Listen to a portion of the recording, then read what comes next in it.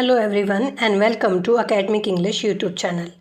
हम HPSC का 2023 में जो इंग्लिश PGT का पेपर हुआ था उसको सोल्व करने जा रहे हैं, क्योंकि उसके बाद हम 2024 में जो हुआ था उसको भी देखेंगे। रेस्ट ऑफ हरियाणा का था, ये मेवत कैडर का है।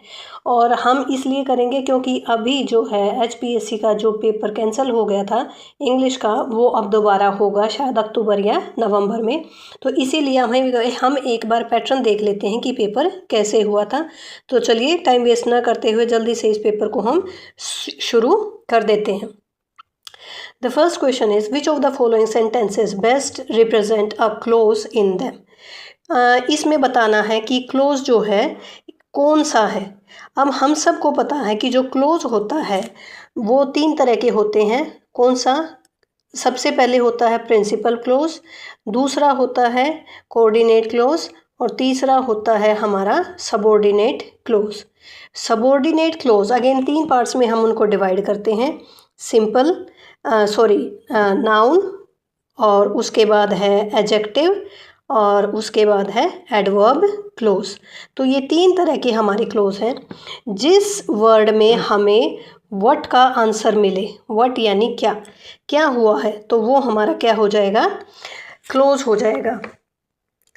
तो देखिए, the noun announce, the headmaster announce that the best easy would be sent for publication. यहाँ पर क्या लगा है, यहाँ पर लगा है दैट, और जब दैट मिल गया तो इसका मतलब क्या है कि ये यहाँ पर क्वेश्चन पूछ रहा है। जो आंसर है हम उसी को कहेंगे, नहीं तो ज़्यादा टाइम वेस्ट हो जाता है। तो यहाँ पर आंसर रहेगा पहला, हेडमास्टर ने अनाउंस किया। क्या अनाउंस किया? व्हाट से क्वेश्चन लगाकर पूछो, अगर आपको आंसर मिल जाता है तो वो क्या होता है, हमारा क्लोज होता है। Next, use the correct model. ये निशान लगे होंगे, जिसका पेपर मैंने लिया था ना ये उसने मार्क कर रखे हैं।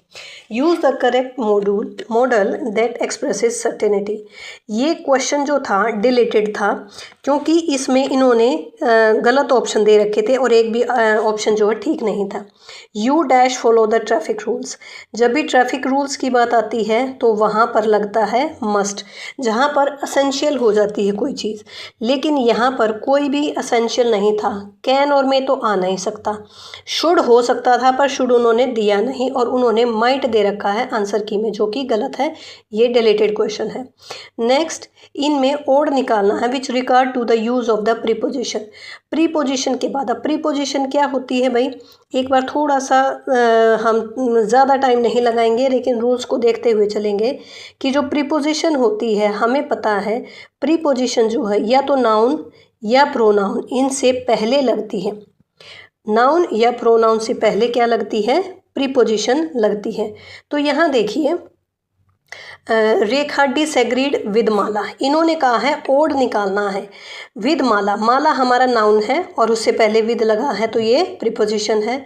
सेकंड सेंटेंसेस में भी माला के पहले लगा है, तो ये क्या है, हमारा प्रीपोजिशन है।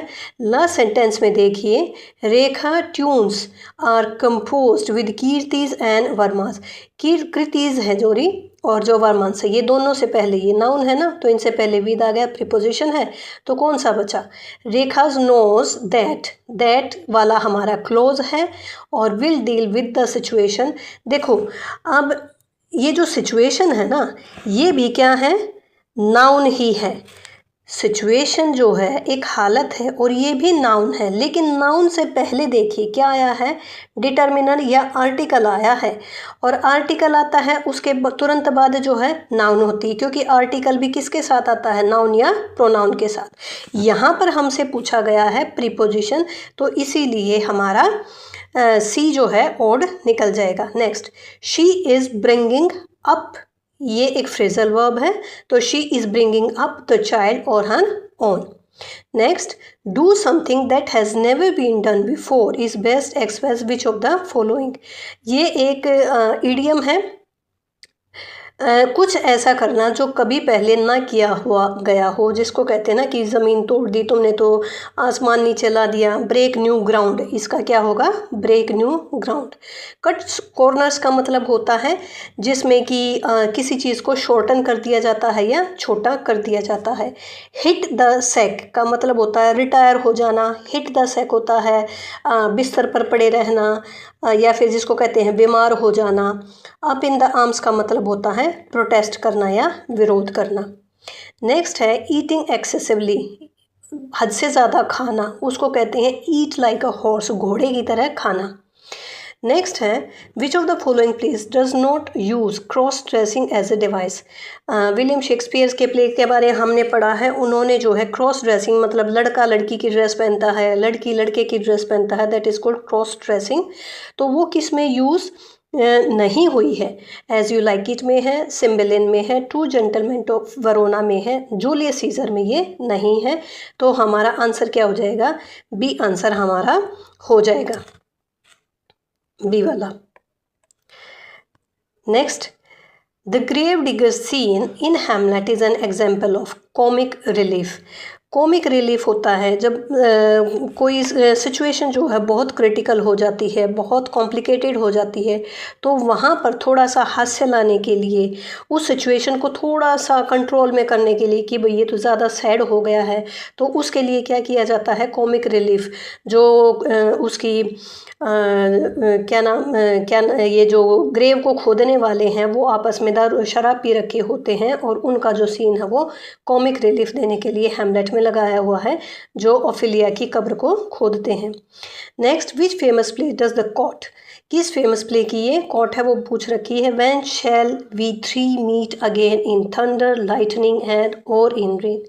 पहले ही वर्ड से हमें पता चल गया ये ओपनिंग लाइन किसकी है? ये मैकबेथ की है। थ्री विचेस जो मिलती है ना, ये उसी की लाइन है, मैकबेथ की, जूलियस सीजर के द्वारा। The phrase dark satanic mills has become the most famous description of the force at the center of industrial revolution। देखिए ये फ्रेज़ किसने यूज़ की थी? ये फ्रेम यूज़ की थी विलियम ब्लेक ने। जो विलियम ब्लेक है उन्होंने एक पोएम लिखी थी अपनी लंदन, उस लंदन पोएम में इन्होंने ये फ्रेज़ यूज़ की थी डार्क सैटेनिक मिल्स के लिए।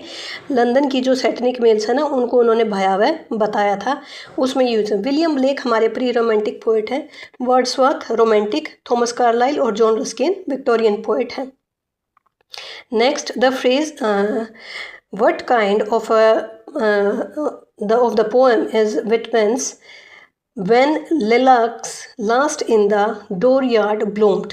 ये जो है क्या है, किस तरह की पोएम है? वॉल्ट विटमैन की। देखिए यहाँ पर 4 टर्म दी गई हैं। जो पैनेजेरिक होती है वो होती है एक फॉर्मल किसी की प्रेज में या ऑनर में। जो पैनेजेरिक है, वैसे मैं इसका आंसर बता देती हूँ पहले, ये थी एलेजी जो अब्राहम लिंकन के लिए लिखी गई थी बाय वॉल्ट विटमैन ने। जो पैनेजेरिक है वो किसी की प्रेज में गाई जाती है। एलेजी उसके जब उस आदमी के बारे में बताया जाता है कि उसके थॉट्स के बारे में, उसके रिफ्लेक्शंस के बारे में, फॉर्मल होता है, और ये बताया जाता है कि उसका जाने का कितना नुकसान हमारी सोसाइटी को हुआ है। जो डर्ज है वो भी होता है एक मरने के बाद या किसी की लेमेंटिंग की जाती है, लेकिन डर्ज में और पैनेजेरिक में एलेजी में मेन डिफरेंस क्या है कि डर्ज तब गाया जाता है जब किसी आदमी की मौत होती है, यानी फ्यूनरल पर ज़ोर ज़ोर से गाकर सुना जाता है कि ये आदमी इतना अच्छा था, इस आदमी ने ये किया है। ये फॉर्मल होती है। और जो पैनेजेरिक है ये जो है किसी की ऑनर में किया जाता है, किसी की तारीफ़ भी कर रखी होती है। अगर किसी को कोई सम्मान मिला है, कोरोनेशन हुआ किसी को, तो उसकी प्रशंसा में ये गाई जाती है। और जो एलेजी होती है वो भी मरने पर की जाती है, लेकिन ये इनफॉर्मल होती है। सोनेट का हम सभी को पता है 49 की पोएम होती है। Next, which of the following is not a play by Girish Karnad. Girish Karnad जो है इंडियन इंग्लिश राइटर हैं, उन्होंने तेलेडंडा, ययाति और तुगलक ये उनकी हैं पोम्स, वर्क्स हैं, इनके ड्रामा हैं। इवाम इंद्रजीत जो है ये उनका वर्क नहीं है, ये वर्क है बादल सरकार का। इवाम इंद्रजीत जो है बादल सरकार का वर्क है, लेकिन ये गिरीश कर्नाड ने इनको बंगाली से, ये बंगाली में लिखा था, बादल सरकार जो है बंगाली ड्रामेटिस्ट हैं, और गिरीश कर्नाड ने इवाम इंद्रजीत को इंग्लिश में ट्रांसलेट किया था, उन्होंने लिखा नहीं था। Next is which of the following novels is not a partition novel. Partition novel यानी भारत विभाजन का कौन सा नॉवल नहीं है? आज़ादी है चमनलाल नहल का, तमस भी है भीषम साहनी का, इस पर मूवीज़ भी बनी हुई हैं। क्लियर लाइट ऑफ डे जो अनीता देसाई ने लिखा है ये भी है। दैट लॉन्ग साइलेंस जो है नहीं है, और ये जो लिखा है शशि देशपांडे ने लिखा था। नेक्स्ट है, अच्छा नेक्स्ट हम नहीं करेंगे क्योंकि ये जो है हमारा रीजनिंग का था, ये अगला वाला भी ये रीजनिंग का था। अच्छा नेक्स्ट देखिए, the reporter said there are chances of, क्योंकि 10%, 10 से 10 नहीं शायद 12 या 15 क्वेश्चन थे जिसमें कि हरियाणा जीके और रीजनिंग और मैथ्स के क्वेश्चन पूछे गए थे, तो उनको हम नहीं करेंगे। नेक्स्ट में है देखिए, the reporter said there are chances of heavy traffic congestion near Yelahanka today, तो इसकी जो है इनडायरेक्ट स्पीच में बदलना था। देखिए इनडायरेक्ट में है, सबसे पहले यहाँ पर द रिपोर्टर अनाउंस दैट, पहला तो इसलिए कट गया, टोल्ड है, अगर सेड टू होता तो वो किस में बदल जाता? टोल्ड में, तो पहला तो कट गया। जो तीसरे वाला लास्ट वाला है ये भी कट गया क्योंकि सेड का सेड लिखा हुआ, तो बचे हैं दो, अब उनको देख लेते हैं। पहले सेकंड को देखिए, the reporter said that there were, यहाँ जो इज एम आर है वो चेंज हो जाता है वॉज या वर में, जो इज एम आर है वो वॉज या वर में चेंज हो जाता है, तो हमारा सेकंड वाला ऑप्शन ही ठीक रहेगा। That were chances of heavy traffic day, today का लिख रखा the same day, B option हमारा ठीक रहेगा। Next is the movie was very good and said to George, इसको भी इनडायरेक्ट में बताना है, तो सेड टू हमने कहा, अभी सेड टू बदलेगा टोल्ड में, और तो पहले का देखिए सेड टू को बदलेंगे टोल्ड में, तो फर्स्ट वाला हो जाएगा, सेकंड वाले को कट कर दीजिए और फर्स्ट वाले को देखते हैं। And told George that the movie was, जो है हेल्पिंग वर्ब को देखते हैं हम, is am are was were में चेंज होगा, और वाज वर किस में चेंज हो जाएगा? हैड बीन में चेंज हो जाएगा। कहाँ पर है हैड बीन? ये पहले ही सेंटेंस में है, तो हमारा फर्स्ट आंसर ए जो है हमारा हो जाएगा। बाकी भी देख लेते हैं, सी में हैज़ बीन है, ये गलत है, और सेकंड में इज़ है तो ये नहीं होगा, तो हमारा ऑप्शन ए हो जाएगा। नेक्स्ट है, they feed the animals 2 times a day, इसकी पैसिव फॉर्म में बनाना है, और पैसिव फॉर्म का क्या रूल होता है कि जो पहले सब्जेक्ट ढूंढिए दे है, उसके बाद ऑब्जेक्ट ढूंढिए जो कि है एनिमल्स, ऑब्जेक्ट को सब्जेक्ट बनाएंगे और सब्जेक्ट को हम ऑब्जेक्ट बना देंगे, ठीक है। और यहाँ पर देखिए जो द एनिमल्स आर, अब यहाँ पर फीड है, वर्ब की फर्स्ट फॉर्म है, तो वो किस में बदल जाती है? इज़, एम और आर में बदल जाती है, तो animals are fed 2 times of day, answer C जो है हमारा करेक्ट है। नेक्स्ट देखिए, he is hard working, he is sincere, combine to form a compound sentence. Compound sentence हमने पढ़ा है जब दो इक्वल होते हैं, दोनों में सब्जेक्ट अलग होता है, दोनों की वर्ब अलग होती है। He is hard working, he is sincere, subject दोनों का एक है, लेकिन इसमें क्या करेंगे हम कि जो है he is both hard working and sincere, वो हार्ड वर्किंग और सिंसियर दोनों ही है, तो बी हमारा ऑप्शन हो जाएगा correct, option B is correct. Next, my sister is going to America, she wishes to become a doctor, combine करना है इसको कॉम्प्लेक्स सेंटेंस में। कॉम्प्लेक्स सेंटेंस में कैसे बनाते हैं? बिकॉज, वेयर, जो हमारे एडवर्ब तरह के होते हैं ना, कई तरह के एडवर्ब, बस ये लगा लीजिए कि एडवर्ब की तरह ही होता हमारा कॉम्प्लेक्स सेंटेंस। यहाँ पर आंसर 1 रहेगा। आंसर 1 में क्या है कि my sister is going to America, मेरी बहन अमेरिका जा रही है, क्यों? क्योंकि उसको डॉक्टर बनना है, she wishes to be a doctor, पहला हो जाएगा हमारा करेक्ट।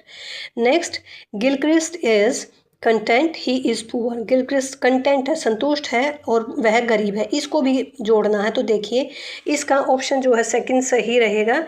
उसमें क्या लिखा हुआ है कि दो Gilchrist is poor he is content, गरीब है फिर भी वो क्या है, संतुष्ट है। Next, the teacher can help him in passing the examination, इसको डिक्लेरेटिव सेंटेंस में चेंज करना है। अब ये डिक्लेरेटिव सेंटेंस क्या होता है, डिक्लेरेटिव एक सिंपल स्टेटमेंट है, किस में चेंज करना है, इंटेरोगेटिव में, यानी क्वेश्चन पूछना है। हेल्पिंग वर्ब देखिए, जब भी हम इंटेरोगेशन बनाते हैं तो हम सबसे पहले उस सेंटेंस की हेल्पिंग वर्ब देखते हैं, उसी से हमारा क्वेश्चन बनेगा। हेल्पिंग वर्ब है कैन, तो क्वेश्चन भी हमारा कैन से ही बनेगा, can the teacher help him. बाकी जो का त्यों विल, वुड, शैल से नहीं बनेगा क्योंकि हेल्पिंग वर्ब हमारी यही है। Next, write an interrogative sentence to the following, underline as response. She teaches English to the poor students of Banaswadi. देखिए इन्होंने इंग्लिश के ऊपर अंडरलाइन कर रखा है। इंग्लिश क्या है, सब्जेक्ट है, यानी इसी के ऊपर हमने क्या करना है, क्वेश्चन बनाना है। जैसे हु टीचेस इंग्लिश, अगर हु का जवाब देने लगे तो हु का जवाब क्या मिलेगा, शी, कौन पढ़ाता है, वह पढ़ाती है। वेयर डज शी टीच, कहाँ पढ़ाती है, तो वो पढ़ाती है बनासवाड़ी में, इसको भी इन्होंने अंडरलाइन नहीं कर रखा। नेक्स्ट देखिए, what does she teach to the, क्या पढ़ाती है वो पढ़ाती है इंग्लिश, तो सी हमारा आंसर हो जाएगा। Which of the following is a negative question for the confirmation of something you believe to be true. देखिए नेगेटिव क्वेश्चन है और कंफर्मेशन होता है कंफर्म करना कि हाँ ये चीज़ सही है या नहीं है।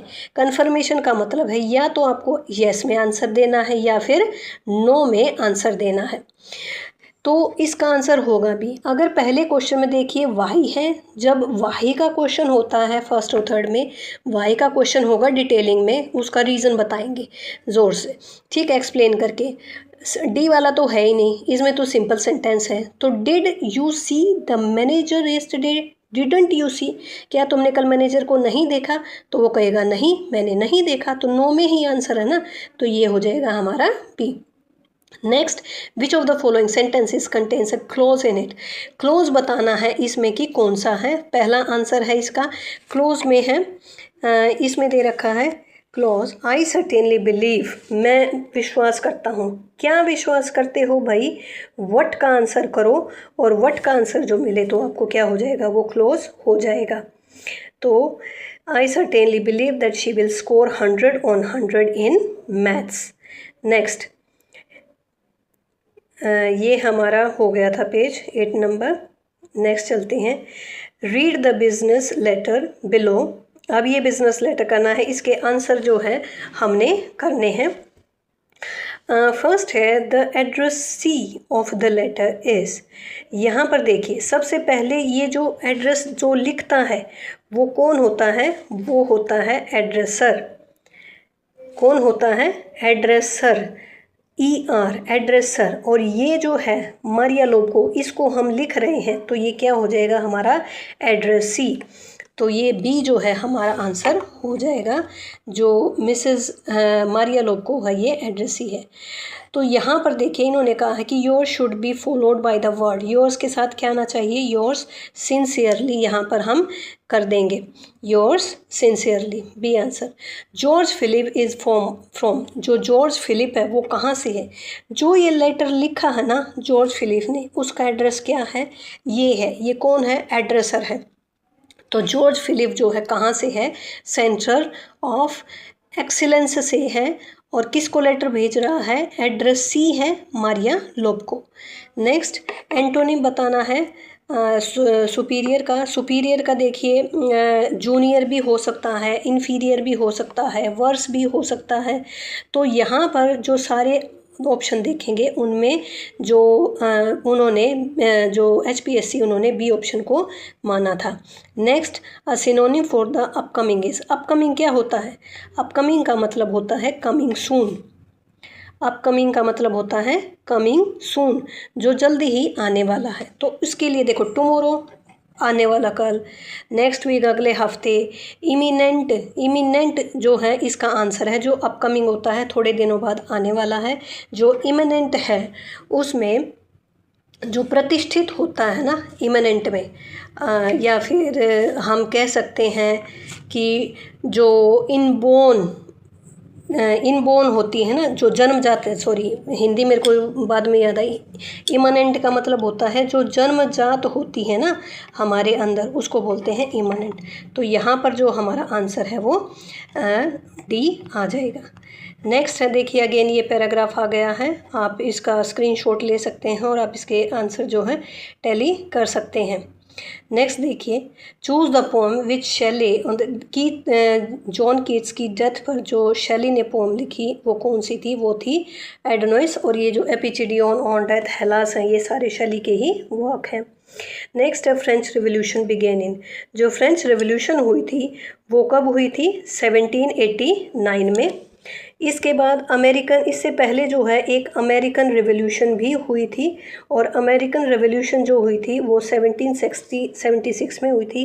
एक और याद रख लीजिए, ग्लोरियस रिवोल्यूशन, और ये जो है 1688 में हुई थी। किंग जॉर्ज को जो है किंग जेम्स सेकंड को हटाने के लिए हुई थी, और उसमें जो है विलियम और उसके बाद मैरी जो है सिंहासन पर बैठे थे। नेक्स्ट है, sonnet 99 Shakespeare compare the sweetness and loveliness of the love's breath and complexion. उसमें किन फूलों से कंपैरिजन करता है? वोयलेट्स फूलों से कंपैरिजन करता है।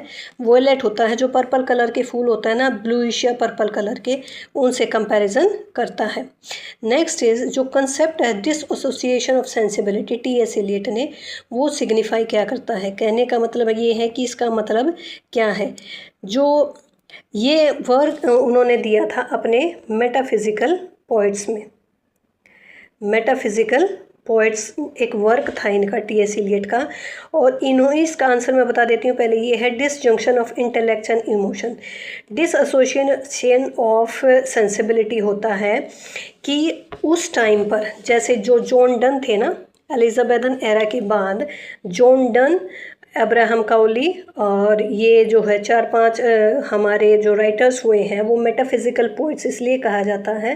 टी.एस. एलियट कहते हैं कि उन्होंने जो अपनी फिलोसॉफिकल थॉट्स के द्वारा जो सिमिलीज दी हैं, मेटाफर्स जो दिए हैं, जैसे उन्होंने लवर्स को जो है कंपास की लेग्स से कंपेयर किया है, या फिर उन्होंने ये कहा है कि जो फ्ली है वो तुम्हारा खून चूसेगी, मेरा खून चूसेगी, और उससे हम दोनों जो है हमारा खून एक हो जाएगा।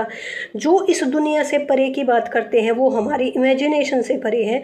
तो वो कहते हैं एलियट कि जो राइटर्स ने इमेजिनेशन की, उसके बाद कभी किसी राइटर ने उस तरह की जो इमेजिनेशन थी उसको कभी अपने वर्क्स में नहीं लेकर आ पाए। Next is, in the 17th sonnet में Shakespeare implores the fair youth to marry and beget children so that. Shakespeare जो है 17 सोनेट्स में ये कहते हैं कि जो लवर्स हैं, जो यूथ हैं, उनको शादी करनी चाहिए और अपने जैसे बच्चे पैदा करने चाहिए। क्यों? आंसर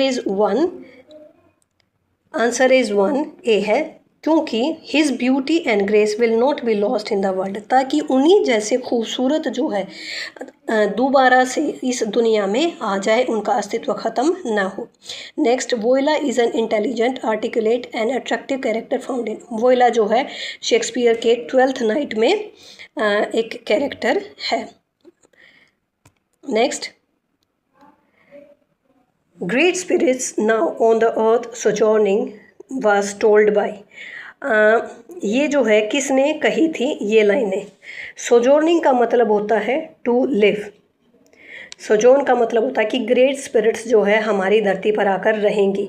ये जॉन किट्स ने कहा है। एक लेटर लिखा था उन्होंने हेडन को, और उस जो है लेटर में उन्होंने लिखा था कि जो सुपर थॉट्स वाले आदमी होंगे वो इस दुनिया को चलाएंगे और लीड करेंगे। Which phrase to a skylark portrays the speaker's conviction that pain and languor is alien to the skylark. किसने लिखी है ये जो है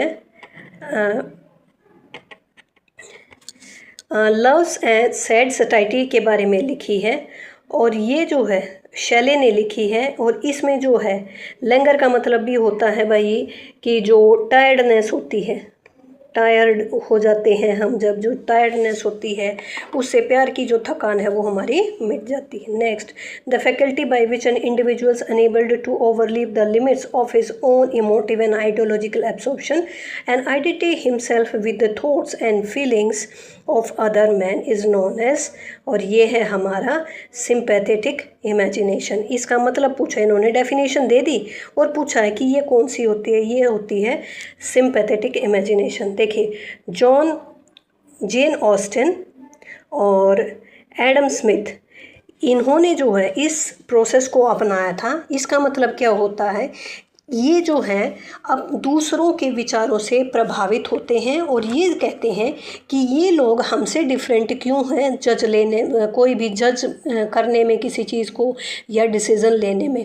इसको हम बोलते हैं सिंपैथेटिक इमेजिनेशन, दूसरों की भावनाओं के अनुसार अपने आप को ढाल लेना। Next question, because I could not stop for death and he kindly stopped for me and the carriage held were just ourselves and immortal। Emily Dickinson verse ने ये क्या समड अप करता है, सम मतलब ये जो लाइनें हैं इनका मीनिंग पूछा है। एमिली डिकिंसन ने ये पोएम लिखी है कि जो मैं डेथ के लिए नहीं रुक सकती लेकिन डेथ देखो मेरे लिए रुकना पड़ेगा। ही काइंडली स्टॉप फॉर मी, वो जो अपना वाहन लेकर आएगा उस वाहन में मुझ अकेले को वो लेकर जाएगा। तो यहाँ पर क्या बात हो रही है, यहाँ पर देखिए ऑप्शन नंबर 1 है, उसमें क्या लिखा हुआ है, the loneliness of the journey is dispelled as her immortal part rides with her, कि अपनी यात्रा में वो अकेले ही उस वाहन में जाएगी अपनी दूसरी दुनिया की यात्रा में। Next, the Robert Frost mending wall, two man meet on terms of civility and neighbors to build a barrier between them and their task seems to be dash। अब रॉबर्ट फ्रॉस्ट की एक पोम थी mending wall. उस mending wall में क्या होता है कि 2 नेबर्स होती हैं, बर्फ़ के द्वारा उनकी जो दीवार है दोनों के बीच की वो गिर जाती है, कभी खरगोश उसमें छेद बना देते हैं, हर साल वो दीवार को ठीक करते हैं लेकिन उनकी दीवार फिर से टूट जाती है। तो एक काम जो बिगड़ रहा है फिर उसको कर रहे हैं, उसको बोलते हैं सिसिफस वर्क। सिसिफस को हमने इंग्लिश लिटरेचर में पढ़ा है कि सिसिफस वर्क क्या होता है कि उसको जो है जूस को के द्वारा शाप मिला था कि उसने आग चोरी करके अर्थ को दे दी थी, तो उसको शाप मिला था तुम पत्थर जो है रोज़ ऊपर लेके जाओगे और वो पत्थर लुढ़क के आ जाएगा नीचे से, फिर उस पत्थर को लेकर जाओगे। यूजलेस टास्क जिसको हम कहते हैं, सिसिफस का मतलब होता है useless task. The golden gate by Vikram Seth is a novel. Golden gate जो है ये लिखा है वर्स में लिखा है विक्रम सेठ ने। Next is in Coleridge poem the rime of ancient mariner, 3 gallants जो कहाँ जा रहे थे वो एक मैरिज फीस्ट में जा रहे थे। Answer B is correct. Which famous story was written by Khushwant Singh, Khushwant Singh ने लिखी थी portrait of a lady. Next, who is the narrator hero of सलीम शत्री novel midnight children. Midnight children में सलीम सनाई जो है इनका कैरेक्टर था और ये जो है एक मैजिक रियलिज़म पे बेस्ड नोवेल था। मैजिक रियलिज़म पे, मैजिक रियलिज़म क्या होता है जिसमें ट्रुथ यानी सच्चाई भी होती है प्लस थोड़ा सा मैजिक भी होता है। सलीम सनाई के पास जो भी 15 अगस्त 1947 की रात को बच्चे जन्मे थे उनके दिमाग में टेलीपैथी नाम की एक मैजिक रियलिज़म होता है जिससे कि वो विचारों को जान लेते हैं। Next, R K Narayan an astrologer day with professional equipment does the astrologer use to attract clients को, तो वो अट्रैक्ट करने के लिए कौन से टूल्स का यूज़ करता था भाई, काउरी शेल्स का वो करता था, काउरी शेल्स का यूज़ करता था। Next, published in 1938, the short story The Old Man at the Bridge by Ernest Hemingway is set against the backdrop of, ये था option A, the Spanish Civil War। Next, La Ballads and Mercy is, ये क्या है, एक ballet है। Ballad क्या होता है, बैलेड होता है जो ओरल नरेशंस होती है ना, जैसे हमारी दादी नानियाँ हमें कहानी सुनाया करती हैं, उन ओरल ट्रेडिशन को जिसको हम कहते हैं कि फोक लोर्स हैं ये, कि जो फोक ट्रेडिशन होती है एक जगह से दूसरी जगह पे ट्रांसफ़र होती हैं ये, और फोक सॉन्ग्स जिनको हम कहते हैं, ये होता है बैलेड। अब देखिए नेक्स्ट है, ये पैराग्राफ दे रखा है, आप अपना आंसर जो है इसको स्क्रीनशॉट लेके कर सकते हैं। नेक्स्ट जो है करते हैं, which of these reports is written before starting a new project. नया प्रोजेक्ट लिखने से पहले कौन सी रिपोर्ट जो है लिखी जाती है, ये है फिजिबिलिटी रिपोर्ट। फिजिबिलिटी रिपोर्ट क्या होती है कि कोई भी राइटर जब लिखता है या रिसर्चर लिखता है तो वो इस तरह से लिखता है कि जो उसकी रिपोर्ट है क्या वो कामयाब हो पाएगी या नहीं। 2-3 तरह की इवैल्यूएशन लिखता है, उसके बाद जो सूटेबल होता है ना उसी को वो चेक करता है, उसको बोलते हैं feasibility report. Which of the following is a part of report.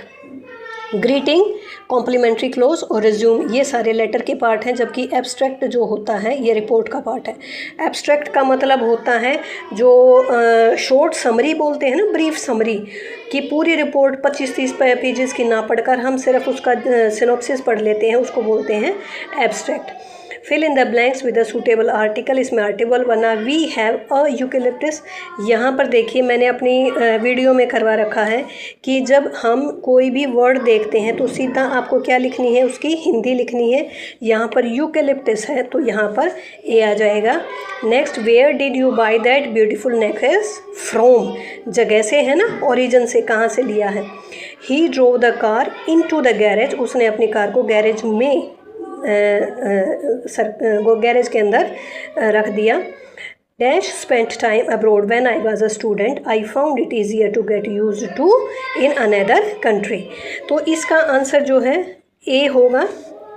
इसमें क्या होगा, हैविंग स्पेंट टाइम अब्रोड, जब मैं एक स्टूडेंट तो मैंने जो है बाहर टाइम स्पेंड किया और मैंने ये पाया कि ईजीएस्ट है used to get another country, तो यहाँ पर आ जाएगा हैविंग और living.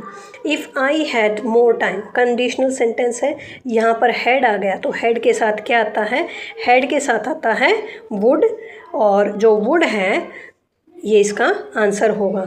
The house is dash but also dash, यहाँ पर घर है कैसा, बिगर है पर also dash.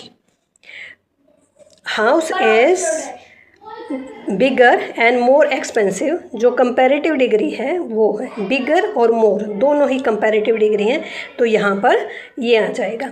Next is I wouldn't say them to him if I, if आया है यहाँ पर तो इफ़ के साथ क्या आएगा, इफ़ के साथ आ जाएगा I were. Next, dash to school yesterday, कल की बात हो रही है और येस्टरडे है तो हम क्या लिखेंगे, येस्टरडे का आ जाएगा डिड यू, और go to school yesterday. Next, when ये है if wishes were horses beggars would ride, तो यहाँ ऑप्शन बी हो जाएगा। नेक्स्ट, कोटिंग, पैराफ्रेजिंग और समराइजिंग, ये क्या है, सारी डिफरेंट प्रोसेसेस होती हैं, ऑप्शन बी इज़ करेक्ट।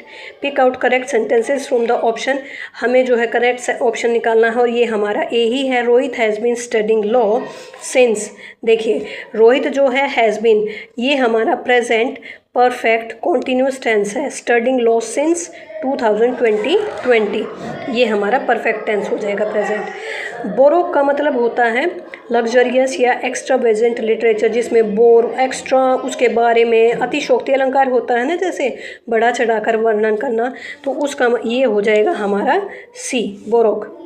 बेथोस क्या होता है, sudden collapse of high expectancy, जब हमें उम्मीद होती है लेकिन हमारी उम्मीद पर कोई काम नहीं होता तो उसको बोलते हैं बेथोस, एकदम से गिर जाना।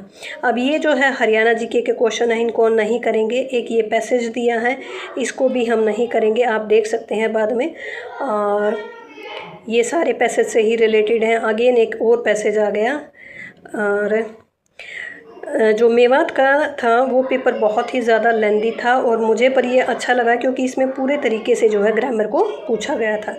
Next is what a woman they broke the mould when they made her you know the biff, ये जो लाइन है स्टेटमेंट पूछी गई थी, डायलॉग किसमें था, तो ये था आर्थर मिलर का डेथ ऑफ अ सेल्समैन में। Next is T.S. Eliot murder in cathedral है। द कोरस जो refuses to embrace transcendence, the women of Canterbury are content to living and partly living. ये सजेस्ट करता है क्या भाई? Inert resignation. ये क्या करता है? इनर्ट। सी जो है इस डी जो है इसका ऑप्शन आंसर रहेगा। The archaic untouched by modern life of Aran community. Aran community के बारे में किस में बताया गया है भाई? आरान कम्युनिटी के बारे में जेन साइंस का है राइडर्स टू द सी, उसमें बताया गया है। Next, I can smell violence in the air like the lash of coming rain, mass hatred drifting across the moon. और ये जो लाइन है किस में है? ये है केकियन दारूवाला की रूमिनिएशन में। ठीक है, ये ऑप्शन हमारा सही रहेगा। उसके बाद जो है ये 96 to 100 क्वेश्चन अगेन ये मैथ्स के आ गए हैं। अब की बार जो है हमारे ये क्वेश्चन नहीं आएंगे, तो इसीलिए आज की वीडियो में इतना ही। फिर जो है जल्दी ही अब जो 2024 में हुई थी जो पेपर हुआ था उसको भी मैं जल्दी से जल्दी लाने की कोशिश करूँगी। सो आज की वीडियो इतना ही। Thank you. इस वीडियो को ये वीडियो अगर आपको पसंद आई है तो लाइक कीजिए और शेयर ज़रूर कीजिएगा ताकि आपकी तरह और दूसरों की भी मदद हो सके।